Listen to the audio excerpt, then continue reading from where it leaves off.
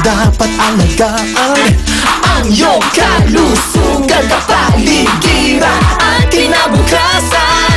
Wala ka nang hahanapin pa. Samahang todo at kay saya, walang pagod na naglilingkod sa inyo. Sa unang hirit, unang-una ka. Sa unang hirit, servisyong totoo ang nasa. Sa unang hirit, ang saya-saya. Sa unang hirit, unang hirit, unang hirit, mangunguna ka.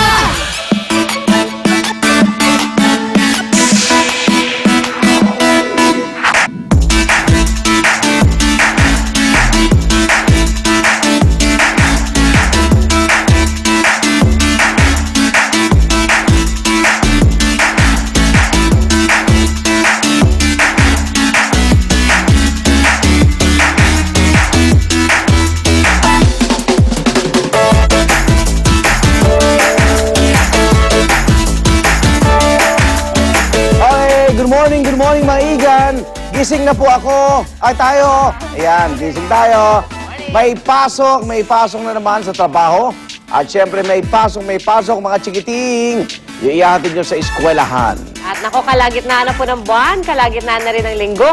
Ang 15 na po ng Hunyo, araw ng Miyerkules. At welcome sa paborito ninyong tambayan bawat umaga, ang unang hirit. Good morning guys! At syempre, hitig pa rin ang mga balita at tinik namin para sa inyo. Tulad na lang po ng nababalitaan natin na posibleng may bagong bagyo na pumasok sa Philippine Area of Responsibility bago matapos ang linggong ito. Yan po ang bagyong Egay. Mamaya babalitaan tayo ng pag-asa ukol dyan. Pero habang wala pang bagyo, tuloy-tuloy pa rin ang pasok ng kids sa school. At dapat lagi healthy sila para walang absent. Kaya naglunsad tayo ng dental at medical mission sa isa sa mga pinakamalaking elementary school sa Payatas, Quezon City. Yan ay para matiyak ang kalusugan ng mga bata at maayos din ang kanilang mga ngipin. At ito pa, tatambay rin tayo sa isang eskwelahan sa Cavite na ang pangalan. Pareho ng reyna ngayon ng prime time ng GMA. Yan ang Amaya Elementary School sa Tanza, Cavite. Oo nga, Nice totoo name. pala. Yeah. Ang regalo natin sa mga taga-Amaya, libreng tsinelas para po mas ganahan sila sa pagpasok sa kanilang eskwelahan. Ihirit yan ni na Monica at Arn mamaya lang. Pero hindi sila mga alipin, sila yung mga estudyante. Pero bago ang lahat, narito muna mga balitang dapat nyo malaman. Top hirit na tayo.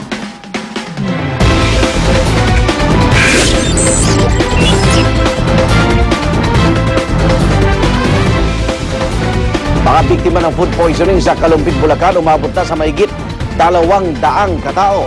At ang ilan sa kanila hindi naman daw kumain ng spaghetti o dumaluman lang sa handaan na unang sinisisi sa pagkakasakit ng mga tao doon.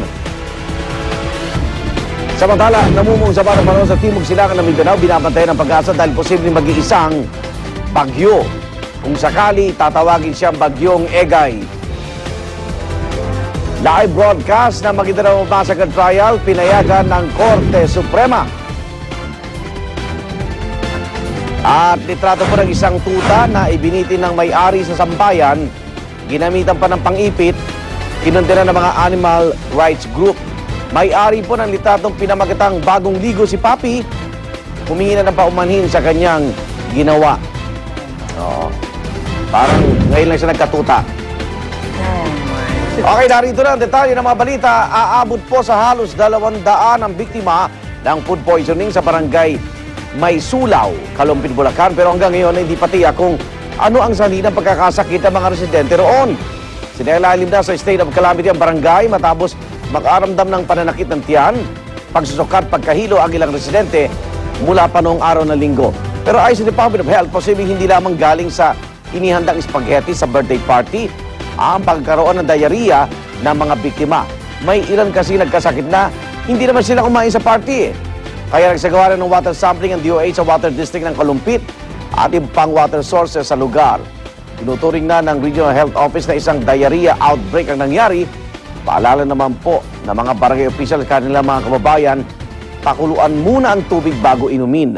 Namahagi din sila ng mga mineral water para sa mahigit 400 residente ng barangay at may medical vision din. Huwag niyong biruin ang diarrhea. Yan ay nakamamatay. Correct. Yung simpleng diarrhea, pag napabayaan at na-dehydrate ka talaga. Iba tuwa-tuwa, nakakamatay. papayat daw sila. Hindi, papayat ka, pero parang natutulog ka lang. Uubusin ka niyan. Yung unang senyales pa lang, di ba? Yung unang pagdumi pa lang, Itong dapat araw ka namin inom ka na titignan. ng inom yan eh. Yes. Pero siguraduhin na malinis yung... Kailangan i-replace Oo. agad yung nawawalang liquid sa katawan niyo po. Samantala, 2 kindergarten students naman ang patay sa isa pang insidente ng food poisoning sa isang eskwelahan sa Tuguegarao City, Cagayan.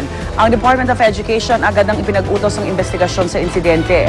Na-ospital naman ang 42 iba pang estudyante at guro doon. Ayon po sa Tuguegarao Police, kumain ang mga biktima ng pansit na binudbura ng tinatawag na oxalic powder na pinagkamalan raw na asin ng isang guro. Ang oxalic powder ay ginagamit na panlinis ng marmol.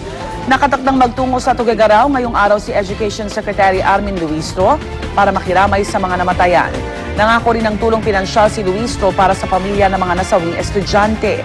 Hindi raw palalampasin ng DepEd ang insidente at iimbestigahan ang paraan ng paghahanda ng pagkain o kung saan ito galing. Eh, di ba kahapon ano tayo, yung school canteen? Yung Paano pag-iingat. paglilinis, maayos na preparasyon. May cleaning Pag-iingat, no? agent sa Oo kanilang nga. kusina. Dapat kasi nililabel talaga yung mga ganyan at dapat Totoo. hinihiwalay Yes. ang panlinis Hindi na sa lahat ibang lalagyan lugar. eh, no? Oo. Alam mo, na-discuss natin yan kasi minsan ginagawang lalagyan din yung mga mineral water bottle Oo. ng mga kung ano-anong liquids, Sinasalin no? kasi, di ba? Siyempre makita ng bata yun, akalaing Oo. juice o tubig, delikado po. Kailangan Kaya- labeled lahat. Oo, lahat. Ito naman po sa ibang balita, posibleng isa na namang bagyo ang pumasok sa ating bansa ngayong linggo at ayon sa Pag-asa, isang namumong sama ng panahon ang kanilang binabantayan na nasa timog silangan ng Mindanao. Sa taya ng Pag-asa, maaari raw itong pumasok sa bansa ngayong araw at maging ganap na bagyo bukas o sa Biyernes at kung sakaling maging bagyo nga ito, tatawagin itong bagyong Egay. Ang good news, posibleng dadan lamang ang bagyo sa East Philippine Sea at hindi inaasang magla-landfall. Pagdating naman ng Sabado o Linggo, inaasahan ng Pag-asa na lalabas na rin ito ng bansa. Pero sa kabila nito, hindi pa rin daw ligtas sa mga pagulan ng Visayas at Mindanao. Posible pati Metro Manila dahil posible itong hatakin ng southwest monsoon na nasa West Philippine Sea. At bukod pa rin, yung dating south isang low pressure area rin ang namataan ng Pag-asa na nakapaloob sa Intertropical Convergence Zone sa silangan ng Mindanao, ngunit maliit ang tsansa nitong maging isang bagyo.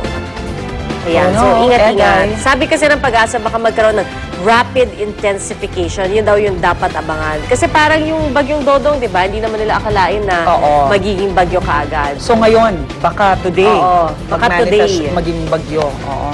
Okay, samantala, dahil sa panawagan ng mga media network, National Union of Journalists of the Philippines at pamilya na rin ng mga biktima, pinayagan na ng Korte Suprema ang pagkaroon ng live coverage sa pagdinig ng Maguindanao Massacre Trial.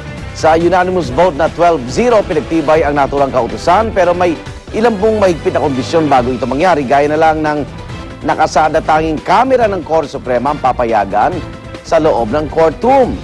At doon na lang po mag-hook up ang lahat ng TV at radio station. Kailangan din kumuha ng application sa korte na umahawak sa kaso para makapag-cover ng live. Buo at walang patid din dapat ang pag-broadcast ng trial. Walang commercial, baliban kung recess.